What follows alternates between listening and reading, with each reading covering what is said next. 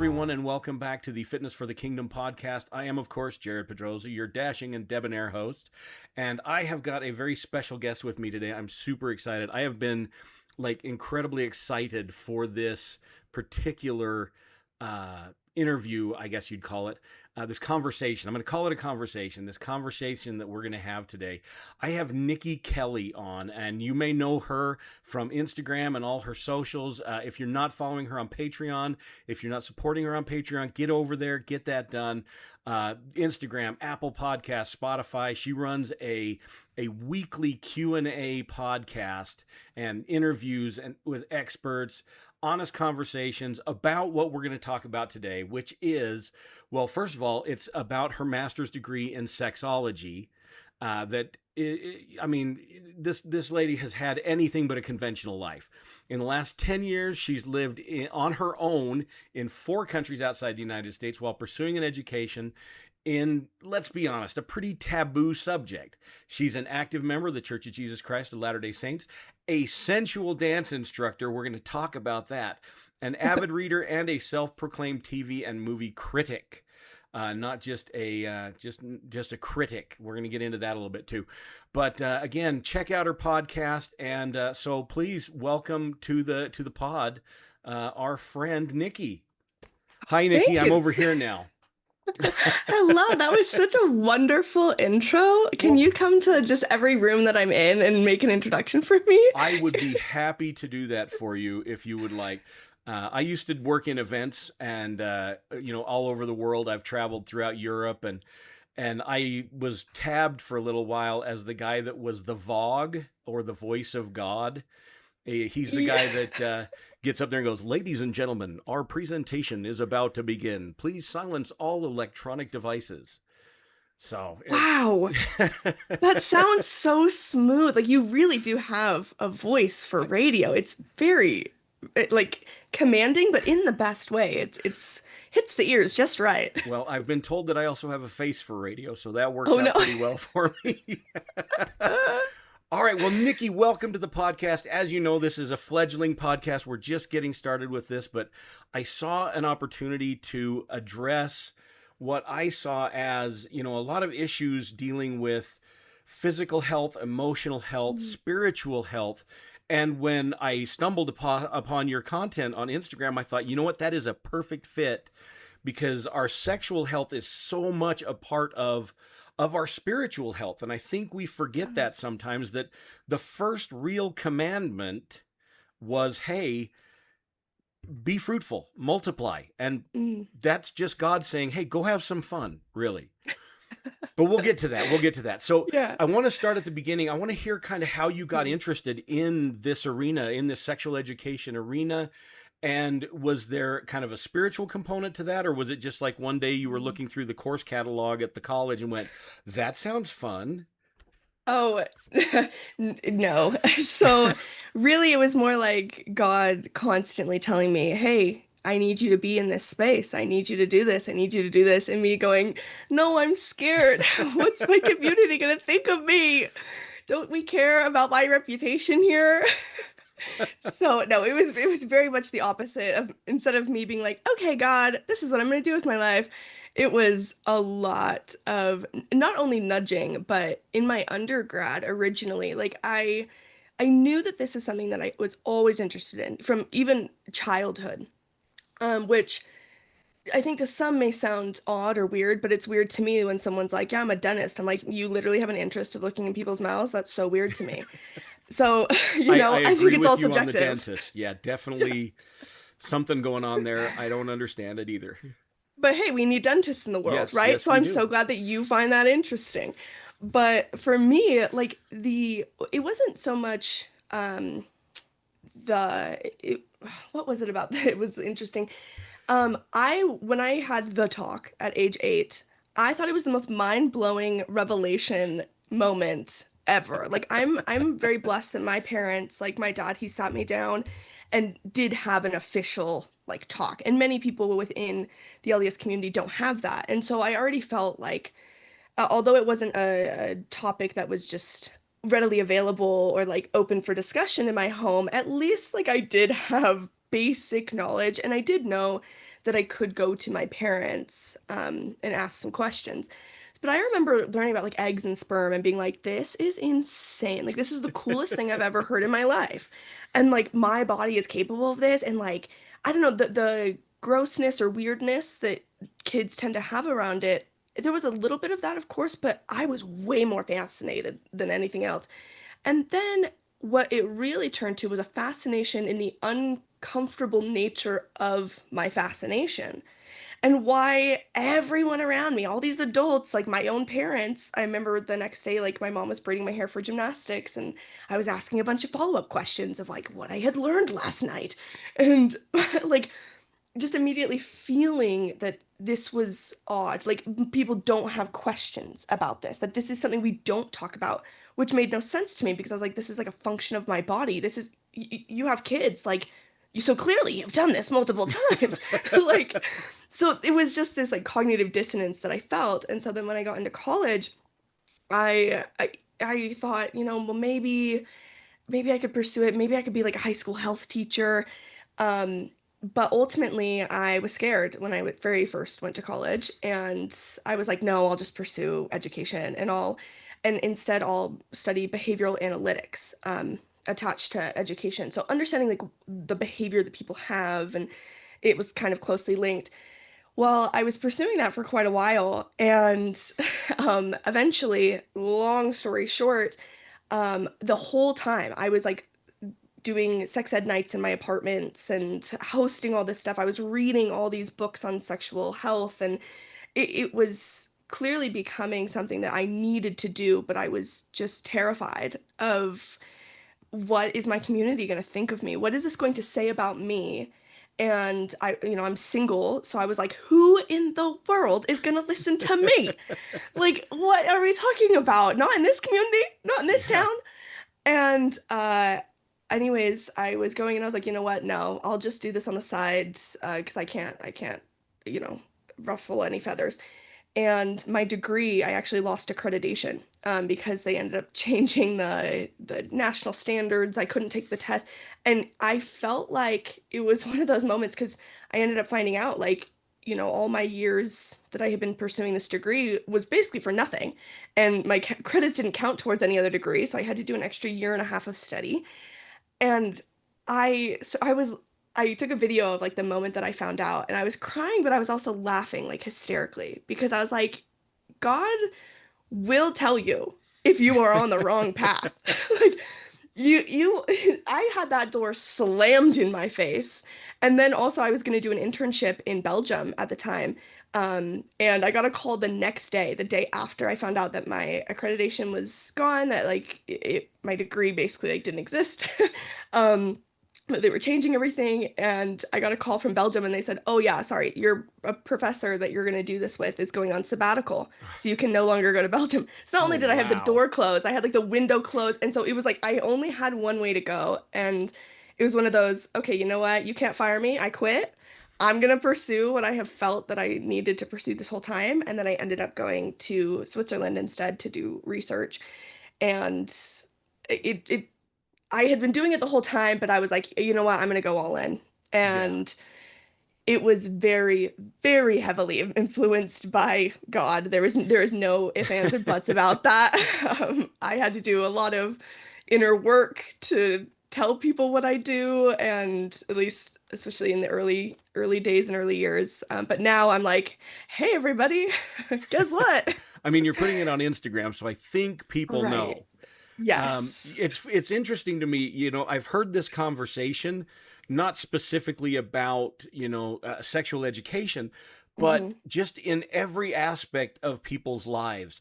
I will hear, and it's not contained within the church, Oh yeah. within the LDS faith. It's something I hear from my Catholic friends, from my agnostic friends or atheistic friends, where Hmm. they'll say sometimes like the universe decided that I needed to go do this, and Hmm. everything got in my way until I went to do this. And Yes. I totally agree with you that sometimes God will just smack us right up backside of our heads and say, "Listen to me. I'm going to make you happier than you can possibly imagine. It's Mm. going to be difficult, but it Yeah. will be worth it." Oh, absolutely. And for me, it was. I felt like there was a lot of pride that was getting in my way, right? Because I was caring about what people were going to think of me, Nikki, as the person, instead of and what that would say about my image in the church, and I'm Relief Society president, and I'm this, and I'm that, and so, this doesn't go culturally. I knew already that obviously it went spiritually, but I was like, how am I supposed to relay that message? Like, that seems like yeah, I don't know if I can do that. And I'm a very outspoken, loud extrovert. Like, I don't have a ton of natural embarrassment for things. I know, shocking after I'm saying like I didn't want to pursue a degree because I was so embarrassed. Um, but in pretty much every other aspect of my life, I didn't have that. And so it was this big, come to Jesus moment of like, look, I'm not, I'm asking you because you are capable of this, because you have all of these gifts and talents that have been given to make you the person I need in this space. It's not about you. It's about what my children, this is, God speaking to me, like what my Right. children need. And you have been made for this type of work. You are the one that's not afraid to have the conversation. So I need you to be the one to have it because everyone else isn't willing to go there where you are. And that's for a reason. It's not just for you, it is for everyone else around you. And so when I started thinking of it like that, of like, you know, there's a reason I am the way that I am, and the way that this fascinates me, and the way that it's always confused me, this like cognitive dissonance, that it's because I needed to form that for, 20 years up at that point, and now almost 30, so that I could be someone that could speak to this because God needed me to. Yeah, it's interesting. Looking at the kind of the culture of the LDS faith Mm, of the church. It's fascinating to me that we don't talk about sexuality more. We talk more about sexual dysfunction in the form of pornography or adultery or fornication than we do about the joyful side of sexuality, which is what it's supposed to be. It's not mm. supposed to be, and I've thought about this. I think it goes back to our Protestant roots, where all the early Oh, members were yes. Protestants and came from the button up top collar and arm sleeves all the way down. But it's fascinating to me now to see kind of the shift that's happening, especially with your generations. My generation, we learned about, when you mentioned your dad gave you the talk, we learned about it. My dad sat me down and he said, I want to talk to you about sex. And I said, okay, Dad, what do you want to know? Because I pretty much knew more than he did at that point. At least that's what I tell him. But Yeah. his dad told him, if you're going to dance, you got to pay the fiddler. That was the talk he got. But now we're so much more open about it. And I think it's partly because, I mean, your kids are going to find out on the internet anyway, but Hmm. they're going to find out about the dysfunction. They're going to find out about Yes. what it shouldn't be because that's what you find on the internet. So I love Right. that you're out there doing this and that you're approaching it from a pro faith, specifically your faith, my faith as well, in the Church of Jesus Christ of Latter-day Saints, because I think Mhm. it's really necessary. But that kind of brings up my next question: does that force you to kind of approach it a little bit differently than maybe you would if you were, working with a group of agnostics or Catholics, or, well, Catholics, they're a lot like us. They just have extra guilt added onto it. But I grew up in a half Catholic, half LDS family, so I got the guilt from both. Um, but do you approach it differently depending on the group you're with? And did you have any Mm. other members of the church when you were studying this in your classes? Mm. Okay, yes, absolutely. It shapes everything that I do, like my faith. And it absolutely shapes my approach to the conversation. It is very different if I'm teaching a group of LDS members versus just, if I was in a classroom and I'm teaching like a college class or something, or if I'm teaching a different faith. I mean, verbiage for one, you have to show that you can be a trusted person. That, like, hey, I'm not someone from the quote outside coming in to tell you because I think that your beliefs are naive, or, that you yourself are like naive, or that like your beliefs are somehow like some way of control. I don't know. There's a lot of narratives that people have about just religion in general, not just LDS faith, but religion in general, and that you feel there's this narrative of like oppression, and that doesn't feel good when, as a speaking as a religious person, when someone tells me what I believe, and I'm like, that's not at all how I view that. Like that's not coming from a place of strength. You're saying it as a place of, yeah, oppression, of naivete on my side. Like, and that's just not factual. That's not true. That's not true. So when I approach the conversation, especially with LDS people, we're coming at it from a place of power and strength, and we're using vocabulary that they would be familiar with. When I also approach it from a very science-based place, because especially with religion, there's so much emotion attached to that, and so much cultural emotion and nuance and context that's important because it's shaped the way in which we think about these things. And in order to strip that back and see something as what it actually is, like the truth, what data says, um, we need to talk about it in a more neutral ground, which science and like just biology, that's a great grounding place. And then we can add the next layer of like, okay, now how do we take this information of like, this is how our body works, this is how blood flow works, this is actually what's going on, this is what is actually normal developmental behavior. And then how do we then work with this and understand it in the context of our values? And it's not values that I assume you have, it's values that I live myself. And so I'm able to show how these two things fit together because they fit together for me. And, I'm not coming as someone, quote, on the outside. Like, I'm here with you. Like, I am your sister in Christ as well. And as far as the other question, was there any other members? No.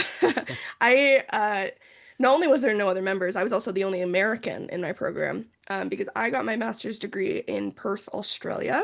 Oh, down in Um, Perth. That's right. Nice, isn't it? Hey, wow. Reggie. She went down to Perth. It was great. She loved it.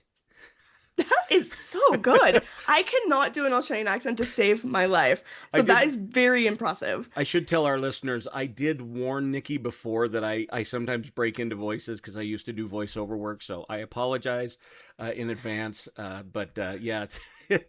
So anyway, Oh, Australia, you were in Perth. yeah. In Perth, the end of the earth, Perth, the most isolated city in the world, geographically. And yeah, very much felt that way when I was living there. So I was there for a year and a half. Which, funnily enough, I was like, man, this is like my second mission. Because my first mission, I only ended up serving a year because I got a spinal tumor. It was like a whole Oof. thing. So I was like, wow, this is, here we are. I'm going to do 18 months. I'm going to feel like what it feels like to actually serve like an 18-month mission.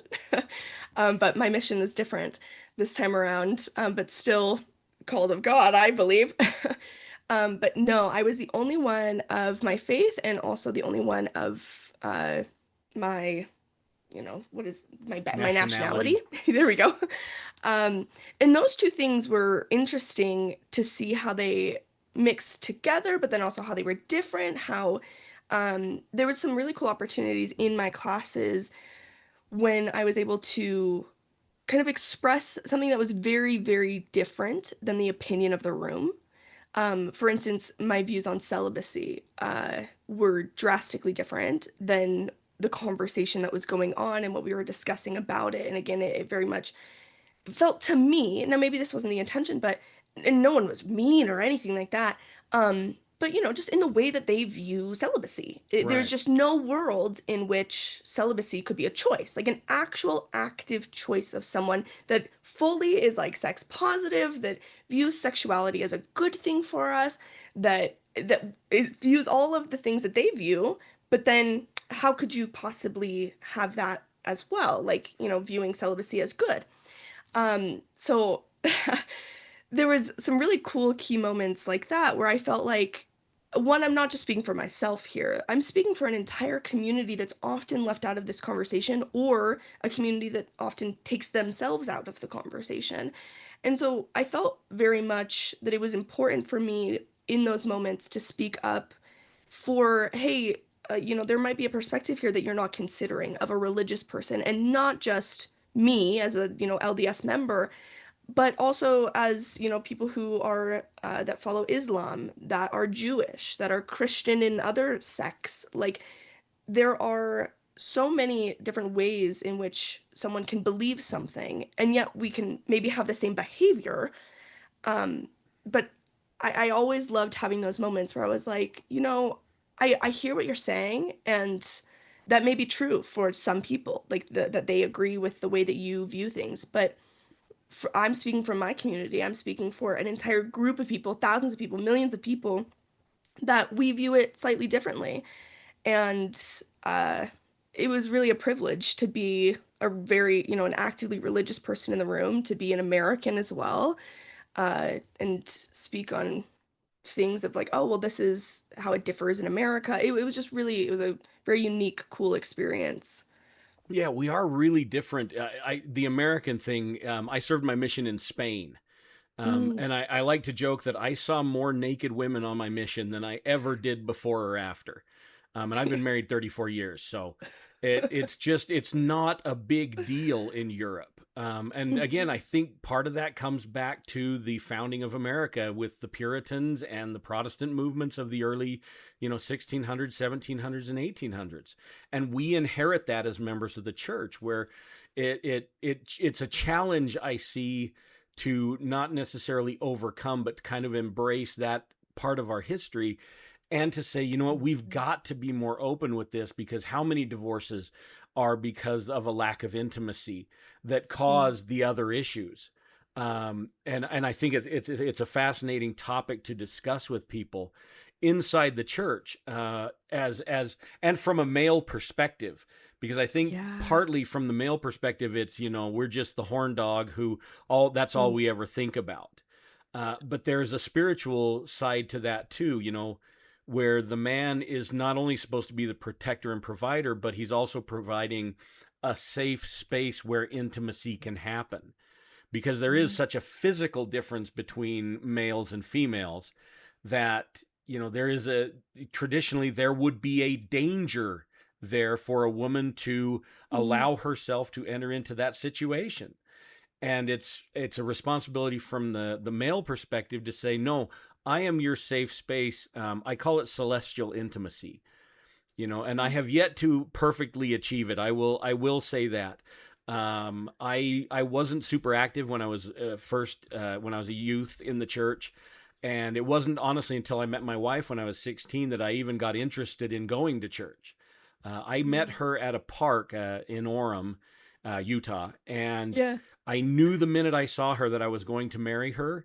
And that little Wow. voice behind me that usually is smacking me up backside the head said, Mhm. "You have to do whatever it takes to marry this girl." And that got Wow. me active, that got me worthy, that got me on a mission to Spain. We actually served our mission at the same time while we were engaged. It's a long story. I'll tell it in a later podcast. But I came from, again, a Catholic family where there was a lot of access to pornography there, and I was in the military where, again, access to Mm. pornography was very readily available. And this is back in the 80s, 70s and 80s, where you had to go down to the store and get it and look at the creepy guy that was working in that back area. But I had been exposed to it where my wife had not.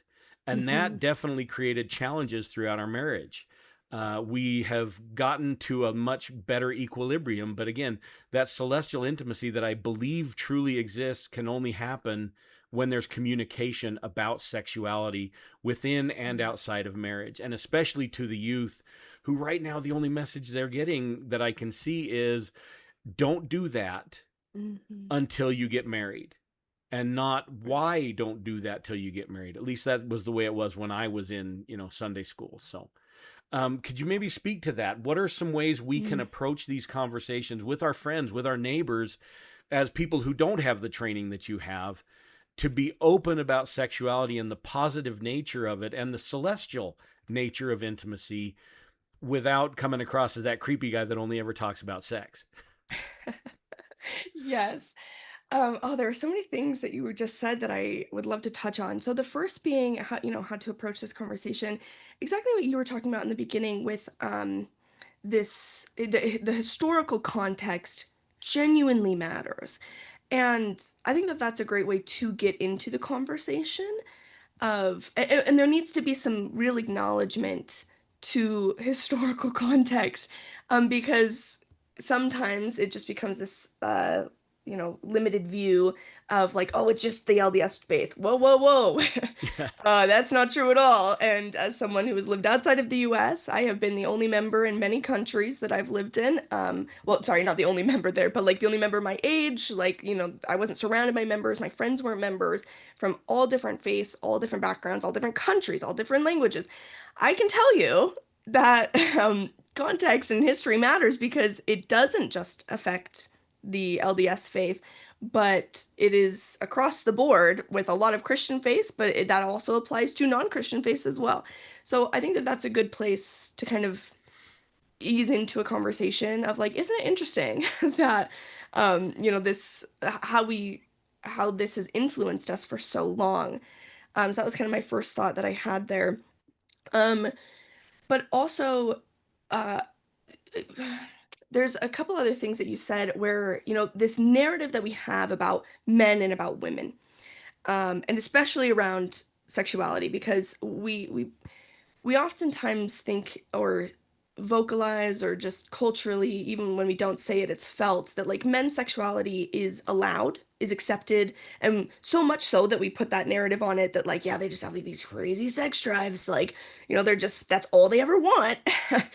And that does a huge disservice to men starting off, and really limits them in a very real way. And it's also biologically untrue, because yes, they may have what is called spontaneous desire, and that may be a lot easier, and that's a fact, because it's easier to get blood flow. You're only getting it to one area.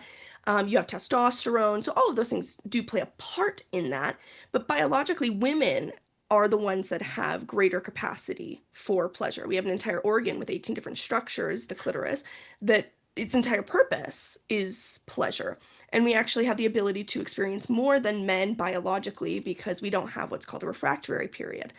Um, but to your point, where women are at much more danger for not only risk of pregnancy, that is a real thing, like, biologically, our body's going to protect us from that, and say, whoa, whoa, whoa, do we trust this person? Can we like procreate with this person? Is this person going to be someone that we really want to be, the father of our child, potentially? But also, we are at much greater risk of disease. 60% of STIs go undetected in men.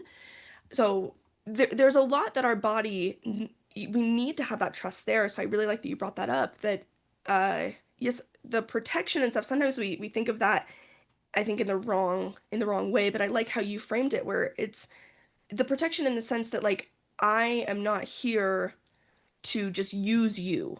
Like, I'm not here to use your body or your sexuality to just inflate my own ego or to please me, and like, that this is something that you can be creators together, and that can allow her body and her mind and her soul and her spirit to be able to feel safe enough to fully lean in to her capabilities as a sexual being, which are not often, we don't really have permission, really, as women to do that in just culture and society, that women's sexuality is only legitimate if it is for the viewing of men, is typically how it is viewed and taught. Again, and that doesn't mean verbally, that's is also contextual. Um, so this places us in these two distinct boxes, and they're very limiting in what this is all about. And so when it comes to that conversation, instead of it being about behavior, because sometimes we lock too far in on the behavior of the this is okay, this is not okay. We love a yes no, we love a black white. We love that. We love rules. Yep. Which there's nothing wrong with that. I love Dr. Jennifer Finlayson Fife when she has a model for behavior in the three different stages. And stage one, she talks about where it's this, we need rules. When you're children, you need to know that, like, don't touch the stove because it's hot. Like, no, the stove is off limits. But if the entire rest of your life you're not touching the stove because like you're not using it in the way that it was intended to be used, well then there's a lot of things that you're not going to be able to cook because you're like, no, no, no, we can't touch the stove, it's dangerous. Rather than, okay, at that stage of your life, that was good to not get near this because you were not ready to learn how to use this in a functional way and in a way that would ultimately bless your life for you to get food, for you to be able to make something. And our sexuality is very much the same way, but we tend to stay in this rigid, this is right, this is wrong. And that actually really stunts our not only regular development just as human beings, but our spiritual development as well. Because then we're not doing what we say that we believe, which is using our agency, which is receiving personal revelation and working towards becoming something more than we are. And marriage and relationships invite us into that, into doing the work of becoming more and being able to be in collaboration with someone else. That takes a lot of work. That takes a lot of reflection. That takes a lot of self-correction. That it takes a lot. And it's a sacred work if you choose to do it. But we don't often paint it as that, right? We Right. paint it as like this is an obligation. Yes, you're going to get married because that's the only way in which you will access sex. Yeah. That is a terrible way to talk about these two beautiful things that we have, which is one, our sexuality, but then also our capability of spirituality and growing it so that we can make choices that bless our lives and make it truly joyful. So if we're having a conversation about sexuality, rather than it just being on, physical acts or the lack thereof, it should really be about the goal of it all, which is the ability of us to create healthy, intimate relationships with other people. And that extends far beyond just physical, intimate relationships. That is one element, absolutely. It's a huge element. I talk a lot about it. But there's also to say that that's its own silo really also does us a disservice because there is a lot of people who they may have physical intimacy in the sense of behavior. Yeah, they may be having, penetrative sex or different types of sex, or different types of touch. They may have that type of physical intimacy, but they have no emotional intimacy. They're not actually being vulnerable as people between each other, and that causes a lot of problems. They're not vulnerable with their relationship with God, of where they really are, of what they really think about things, of the way that these cultural narratives shape them in not positive ways. So keeping the goal in mind of what is this really all working towards? And what are these commandments that we have or these rules that we love to just say like this is right, this is wrong? Okay, what is the bigger picture here? What is this behavior actually leading us towards or leading us away from? And so that's why I shape everything that I do when I'm speaking, especially to LDS crowds, but it's similar in any crowd because if we shape it in a framework of values of okay, here's the rule, right? Like don't touch the stove. Well, what is this trying to get at here? What is this teaching us? And focusing more on the power that we do have and what we can use it for, we always leave that out of the conversation. It's only what you can't do, not what you can do. In the ways that you can grow your intimacy in your friendships, in your family relationships, with your relationship with the divine, are you someone that is capable of that? Are you capable of being not validated and sitting in the face of someone saying no to you and saying, I don't agree? Or do you instantly go to like, no, no, no, no, I'm only gonna have this type of relationship if everyone agrees with me? Because we tend to do that. We Right. don't like being told that we're wrong or that, maybe that's not the best way to do something. And that takes vulnerability, that takes intimacy, that takes truth, and it takes an ability to be able to stand in front of someone else and say, okay, where are they right? And what do I feel?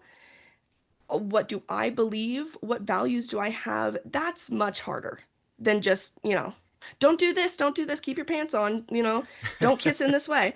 That's much harder to say, okay, what kind of decisions are you going to make in your life to become someone that is capable of being intimate.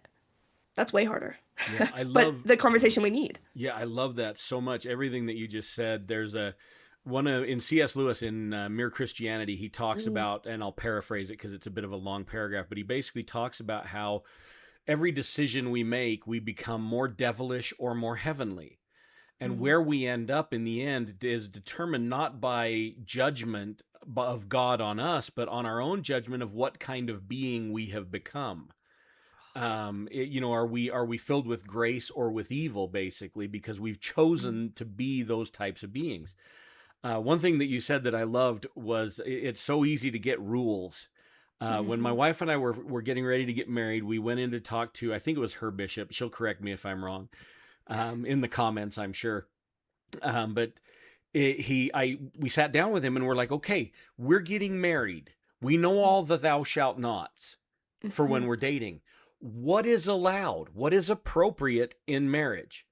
And at the time, I thought his answer was a cop out, but I've come to understand it a little bit better. He looked at us both and he said, "Whatever both of you are comfortable with mm. is appropriate." And I'll be honest, in my head, I had inappropriate thoughts. There's nothing off limits. We can bring in bicycles and, whatever. But now that I've had 34 years with this wonderful woman that I'm married to, um, and she's had to put up with me for 34 years, I've realized that what he was talking about wasn't a strict do whatever you want. It Mm, was a whatever you two can come to a consensus. It was about consent. And it's still about consent in marriage. And that's so important that, and I didn't get that for a long time in marriage. I overlooked that consensual portion of it. Not that I did anything outrageous, but it was more about my physical needs than finding that consent and finding that unity. That's the word I've been looking for. Unity between me and my mm. wife. That celestial unity. Yeah. Oh, I love that you brought up consent because that's something we're not talking about enough. Yeah. Is when you only teach the do nots, you're not teaching how to say yes or how to say no either. Because you're just saying, no, this is automatically a no across the board. But you're not actually teaching how to vocalize those things, how to set those boundaries, and how to open yourself up to, good experiences as well, how to vocalize your desires, your wants, your needs.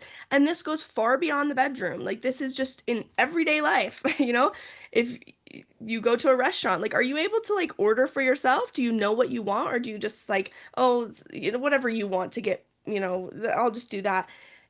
Are you someone that can advocate for yourself? Do you have consent in the things that you do, or are you passively letting things go on in your life, or you're just kind of, and that's not to say there aren't people that just go with the flow and that's their personality. That's something different because if they're still consenting to that type Yeah. of thing, like that's genuinely what they want, then that's great. Then you are consenting. But um also on this conversation, it has to be brought up that when you're only teaching sex as negative, sex as somehow a detriment to our spirituality, that the more sexual we are, the less spiritual we are, that you only teach it in a place that's coming from a lot of fear of like, don't do this certain behavior.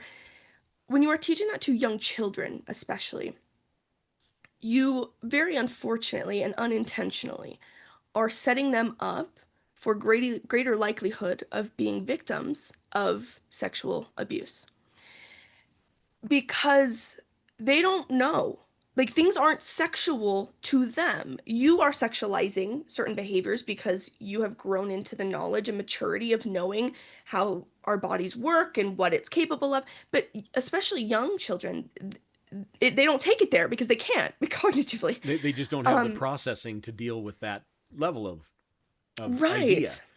Exactly. And even teenagers especially, it's really heartbreaking to me to see how often they are so easily manipulated because they don't understand consent. They don't understand that they are able to give it and they are able to take it away, and that they are a chooser, that they have agency, that is a gift from God, that they are first and foremost the owners of their own body, and that it makes it easy for them to be manipulated by whether it be older adults or even their own peers when you do not teach what our body is capable of in the context of the healthy intimacy and the goodness of creation in general, just this power that we have to create beauty, create friendship, create art, create music. We have this ability in us,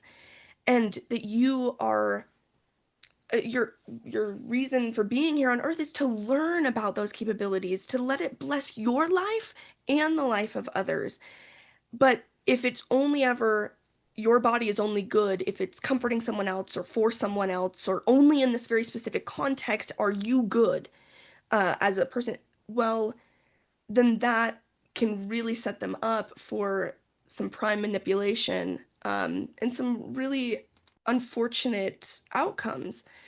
And I think it's really sad that we approach it from a fear-based place, and the whole goal is to help, especially children and adolescents, to avoid, sexual behavior. But if you really want them, if that's your ultimate goal, is just to avoid something, well, then I think I would say you need to expand your goal.